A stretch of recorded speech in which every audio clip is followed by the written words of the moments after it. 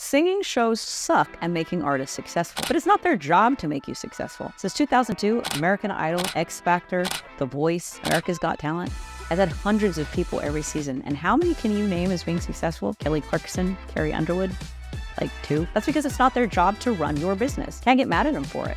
It's not their responsibility, it's yours. Now, if you're an artist and you've ever had a lot of traffic, a lot of visibility, maybe you have a video that a lot of people saw, maybe you've actually been on shows, maybe you have YouTube videos that people are watching, but then you're not selling anything and you're not capturing data so you can market to them, that's why you're not succeeding. And that's why most of the artists that have made it on these shows also have not succeeded. These are the 3 things that they should have had for them to build their successful business. 1, they need to continuously create assets to sell. Albums, music, membership platforms, merchandise. 2, they need a way to capture data, as in emails and phone numbers from their fans so that they continuously market to them for a lifetime. Every time you're selling tickets to a show, every time you have a new merch drop, every time you're dropping a new album, you need to be able to send it directly to your fans and not relying on algorithms from social media to show it to your fans. 3rd, you should have a high ticket offer.